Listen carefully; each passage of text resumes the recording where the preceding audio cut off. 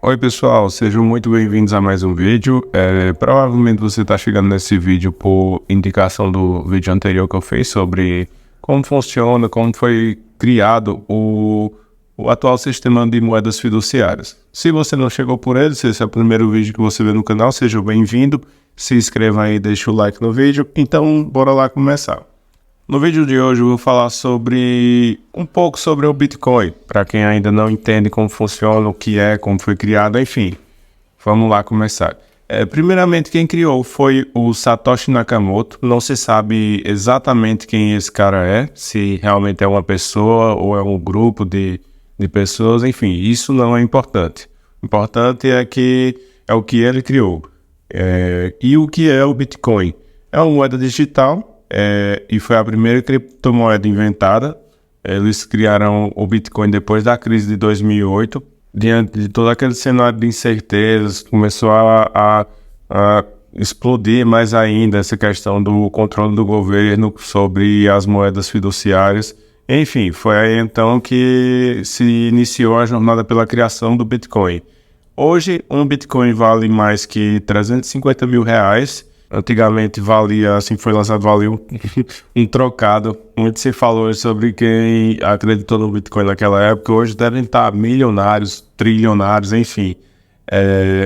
O Bitcoin foi uma fonte de riqueza para muita gente e ainda é até hoje. É algo que o pessoal compra pensando no longo prazo. Mas vamos lá, há algumas características aqui. Primeiramente, talvez a característica mais importante dele é porque é uma moeda descentralizada. Pode ser negociada de pessoa para pessoa, não tem o controle do governo, ele não tem como rastrear para onde está indo seus bitcoins. O movimento dos bitcoins é controlado pela rede geral de todo mundo que possui bitcoin, então o governo não tem controle para imprimir mais notas, como acontece no sistema fiduciário, enfim. Eu estou falando aqui muito sobre o sistema fiduciário. Se vocês tiverem dúvida, não entenderem bem, é basicamente esse sistema de notas que a gente tem hoje, que é um sistema que o governo pode imprimir quantas notas quiser, um dinheiro infinito, e o governo tem controle total. Enfim, no outro vídeo aí do canal, que eu falo sobre o sistema Fiat, eu explico melhor sobre isso. Mas enfim, bora continuar.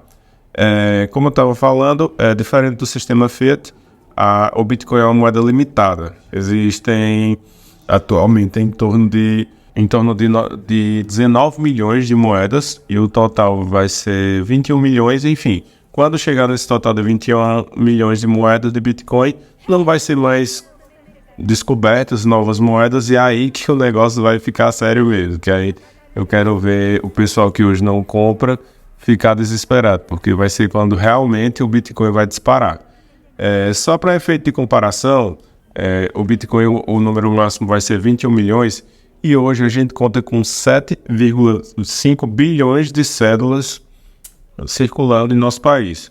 Cédulas de entre 2 e 200 reais, enfim, para vocês verem a diferença. E esse número só se dá por causa de uma coisa, porque a cada ano que passa o governo imprime mais e mais dinheiro, e é por isso que hoje em dia seu dinheiro não vale nada.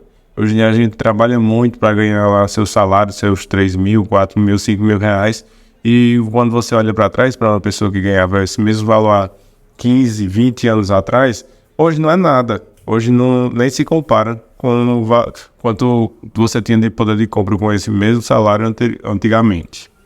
Mas aí eu estou falando aqui sobre o Bitcoin e você provavelmente pode ter se perguntado por que ele é importante. Primeiramente, como eu já disse, por ser uma moeda descentralizada, ele protege e multiplica seu capital, porque o Estado, como não pode imprimir e diluir esse dinheiro, um Bitcoin vai sempre valer um Bitcoin, independente de qualquer coisa. E além de tudo, que eu gosto de falar que a filosofia Bitcoin te agrega muito conhecimento. Mas vamos começar aqui sobre a primeira questão que eu falei aqui sobre proteger seu capital. Uma coisa muito importante é que o Bitcoin te protege da inflação. Antigamente eu sempre vi o governo falando que imprimir mais cédulas e achava isso ali o máximo, como se o país estivesse ficando mais rico, bastava imprimir dinheiro. Mas na verdade é o contrário. o governo imprime mais dinheiro para dar falsa impressão para o povo que há mais dinheiro circulando no mercado. Mas, na verdade, há a mesma quantidade de dinheiro, só que mais diluída. Basicamente, se o país tem 7 bilhões de cédulas que, teoricamente, representam 10 bilhões de dinheiro, para ficar mais fácil o entendimento aqui, 7 bilhões de cédulas, enfim, de 2 a 200 reais, representam 10 bilhões de dinheiro. Eu não vou nem falar em reais para ficar talvez mais fácil de entender. E o governo, de repente, resolve imprimir 20% a mais de cédulas. Ao invés de termos 12 bilhões de dinheiros, que é o que realmente compra, o que realmente vale, a gente vai ter apenas 20% a mais das cédulas, que agora serão, no caso, de 7 bilhões, 20% a mais, daria 8,4 bilhões de cédulas, valendo os mesmos 10 bilhões de dinheiro de antes. Então, essa diluição faz com que seu dinheiro, mesmo que guardado, valha menos, pois ele está diretamente ligado apenas à quantia total de cédulas que circulam em nosso país. Fato que é diferente com o Bitcoin, pois por mais que ele ainda não tenha atingido os 20 milhões de unidades, quando ele chegar lá nos 20 bilhões, aliás, quando ele chegar lá nos 21 milhões, ele não vai ser diluído. E outra, essa diluição, entre aspas, porque é tudo bem programado, tudo organizado, é programada. Não é diferente do governo, que ele pode imprimir dinheiro a rodo quando quiser, e a gente não tem controle nenhum sobre isso. Ninguém tem como prever quando o governo resolver imprimir mais dinheiro. Então, basicamente, o Bitcoin te dá a garantia e a segurança de que daqui a alguns anos, por mais que passe muito tempo, seus Bitcoins vão valer a mesma coisa. Você não vai deixar seu dinheiro lá guardado e vai ser diluído. E outra coisa em relação a isso, sobre deixar dinheiro guardado, é que muito se fala sobre a questão dos investimentos, né? Que rende, sei lá, 10%, 12% ao ano, que os gurus tanto falam para vocês guardarem dinheiro, investir dinheiro nas corretoras que patrocinam eles, mas no final isso aí é só ilusão. Você deixa lá seu dinheiro guardado, por exemplo, na melhor das hipóteses vai render de 12% ao ano, mas se o governo decide, como tem sido nos últimos anos, imprimir 20% a mais de notas, então seu rendimento foi diluído em 20%, se ele lucrou 12% no ano, basicamente você ainda saiu no prejuízo a 8%. Isso, eles não querem que você saiba e acabam maquiando um pouco, que é o que acontece com o dinheiro que é diluído, porque nominalmente seu dinheiro está crescendo, mas se for comparar com o poder de compra dele, ele está decrescendo. Uma coisa fácil para perceber isso aí é se compararmos a Bovespa com o dólar. No gráfico da Bovespa, o que aconteceu recentemente, o pessoal estava comemorando que bateu a alta histórica, mas se você for comparar com nossa bolsa com a do dólar, ele só tem caído, só está despencando ladeira abaixo. Então, tudo isso que o pessoal fala sobre investimentos, guardar dinheiro, sobre renda fixa, renda variável, é basicamente uma ilusão. Porque no final seu dinheiro está sendo só diluído por causa do governo, não exatamente por causa dos investimentos. É um fato engraçado aqui, é porque há um tempo atrás eu fazia muito conta sobre isso em relação ao investimento. Uma coisa que eu me pegava sempre pensando era quanto dava para render com R$1 milhão guardado. E eu fazia lá minhas contas e pensava, então R$1 milhão dá para, na pior das hipóteses, render R$9 mil.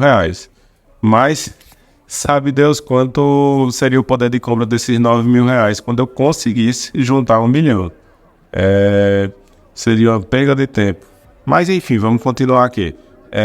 Outra propriedade muito importante do Bitcoin é porque ele é anti-roubo.